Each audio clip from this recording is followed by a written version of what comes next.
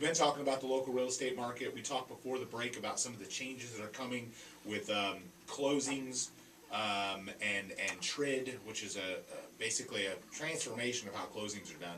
But I teased this article and wanted to talk next about it.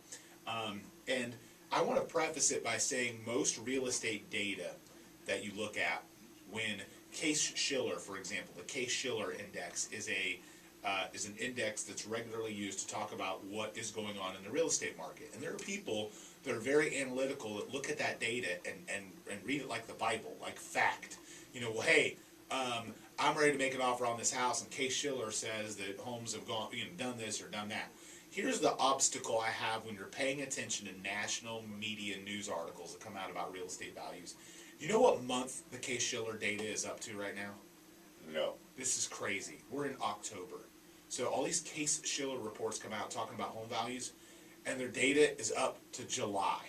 Oh my gosh. So how in the world can you talk to a really good real estate agent like us that's in the business, that's looking at the data every day? Because there's a lot that can happen between July and October. There's a lot that has happened between July and October. And if you're looking at that Case-Shiller data to help you make decisions about what you're going to offer on a house or whether or not you're going to buy or sell, you're basically like, you just went in a time machine and went back 4 months, because you're looking at old data that isn't good data. Right. And I get frustrated when I see like the national news pick it up. Case-Shiller data comes out and says values are up and da-da-da-da. And then the consumer hears that, but what the consumer doesn't know is that the data is several months old, and they're making decisions on old stuff that doesn't even count anymore, really. I mean, it's 4 months old data. So talk to an agent. We can look at the data that's right now. We can Well, that ties into another article that's on here where sellers are not willing to pull the trigger on selling as much because they think their house is worth much more, because they hear all this low inventory talk, and they think their house is worth much more. The data is still the data. Now you got to get current data.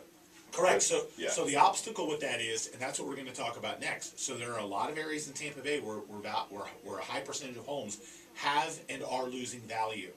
So there was an article in the Times this week from Susan Taylor Martin, and she referenced a lot of data from Zillow that drills down per zip code to determine what some of the areas of town that aren't doing great. And when I say that, here's what happens, right? People will look at the 4-month-old data and think that everything is still doing great.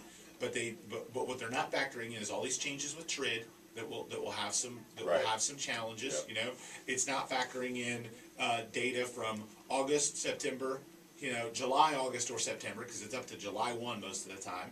And so it's several month old data, and then they're not paying attention to other important pieces of data, because the Case-Shiller index will drill down to a market. It'll say, hey, here's what's happening in Tampa. But in reality, if they're talking about the entire market, that doesn't mean what's happening across all of Tampa Bay is happening in Plant City or Lithia or New Tampa. You got to know what's going on. And I'm making a prediction right now that when all the numbers come out for November, they're going to say, oh, the market's down now, and it's because sales got pushed off because of TRID. Yeah, that's exactly what's going to happen. And I think there's some seasonality there, a little bit of seasonality. I always tell my company, we're a finished strong company. We always have a great fourth quarter. Last year, our fourth quarter was the best quarter in our company's history. Right. So we always finish strong. But there's a lot of realtors that about October 29th, they're popping the Bud Light and they're done for the year. We're on vacation for the rest of the. We're done. Which is dumb, because December's a strong month. December's a great month. Yeah. A great month. So let's talk about those zip codes. So the zip codes where Zillow says that there are high percentage of homes losing value. First, Thanota-Sassa, 33592. You've got Hernando Beach, Webster, 33565 in Plant City, 33525 in Dade City, New Tampa, 33647, 33523 Ridge Manor in Hernando, Zephyr Hills, 33540, 33547 she lists as Riverview, but 33547 is not Riverview, that's Lithia. Okay. So I think there's a typo there. And then 33567 Plant City. So what they're basically saying with those, those areas are those have the highest percentage of homes that have lost in value. Now, are we saying that there's drastic value drops in those areas? No. But some markets are starting to soften a little bit. We're starting to see some of the election pressures come out, some of the economic pressures. Real estate historically has not done well in election years. So I suspect that, again, our market's doing great. I'm not going to pull the doom and gloom, but I think there's going to be a little bit of a slowdown you know, when all the election stuff starts coming out, some of these changes go into effect, there's gonna be some things that change. Now let's talk about the zip codes of areas with the lowest percentages of homes losing value. So again, that doesn't mean that these are the areas with the best appreciation. It means that if you take a sampling of all of the homes in the area and they figure out which ones have lost value, these are the ones that has very few homes that are losing value. 33605 in Tampa, 33534 in Gibsonton, 33713 in St. Pete, 33629 right down the street here in South Tampa, 33773 Largo, 33782 Pinellas Park, Land O'Lakes 34637, 33625, which is Citrus Park, and there's also a little bit of Carrollwood in there. 33634, which they call Town and Country, but there's also parts of, you know, River Chase. You know, there's some other areas that are in 33634, and then 33510 in Brandon. Again, that doesn't mean these are the hottest areas. This just means that there's not very many homes in those areas that are losing value, whereas in some of the other zip codes, there's still a lot of homes that aren't doing as well as people would like. So I don't have any scientific data to share with you around what you just said. That's not a big shock. But I do know the area a little bit, and I would just say in the first set of numbers, zip codes, it sounded to me like more rural areas. I mean, More rural. more rural stuff, like out from, you know, where the work is. That's Correct. a little bit farther drive. And then the second list is more Second list, I think, is more closer is to more handyman special type of, or more deferred maintenance type of houses. Sure, I think You it's know? a good point. So Yeah. the other thing here, that all this data is actually just from sold data. Correct. And Very true. what has bounced back the least quick is the jumbo market. We're just starting to see that now. The jumbo market coming Just back. starting to come around. Luxury yeah. homes coming back. So these homes that are selling, it could be also that these are just the smaller homes that, you know, on average. I mean, actually, there has a line in here that says that let's see, that the average square footage actually, the average price per square foot actually went up.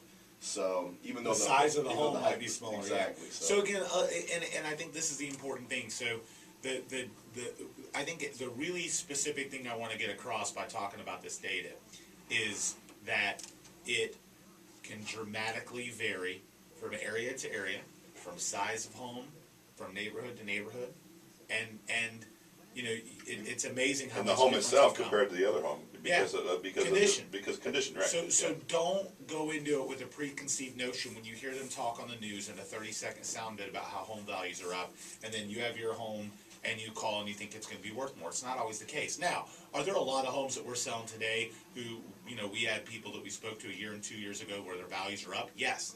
That's not saying here that everyone's value is dropping. This is a year-over-year sampling. This is just showing that there's some areas that are softening. If you buy your home in 2010 and you're here today, is it worth more today?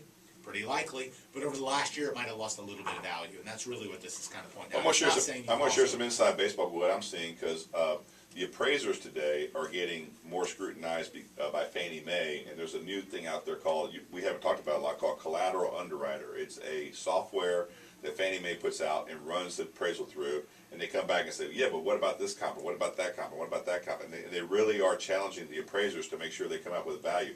And so there is a big part of the appraisers that they're getting a lot of heat on, and they're really starting to analyze, is making huge adjustments for condition. Correct. Condition, and so and to the point where, and I don't want to get too technical, but they got condition 1 to condition 5. If you're condition 5, we can't lend. We have to fix the house. Condition 4 is right there on the edge. Right. Yeah. And I'll tell you, I think that's something. I just want to make sure that when consumers see data or see news releases or articles about real estate, that they don't just massively apply everything they hear to their home. If values are up in Tampa Bay, that doesn't mean they're up for everybody. They may not be up for your neighborhood. They may be down. You know, and so, but we get it a lot. You know, hey, I saw in the news values are up 10%. I bought a year ago. You know, and I'm in a community where they're still building. You know, and I was one of the first ones. And now, do you think the builder's not going to kill their price? I mean, there's just You have to get good data. It can be so specific, which is why you have to talk to an agent. It's why you have to talk to somebody on the inside. Even Zillow.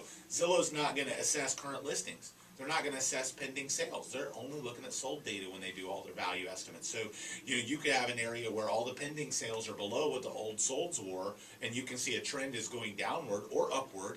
and you're looking at Zillow thinking your home is worth that number, and they're not factoring in important data. So it's why you have to talk to a professional. It's why you have to talk to the Duncan Duo, because we're great There you dancers go. and we're twinkle toes. So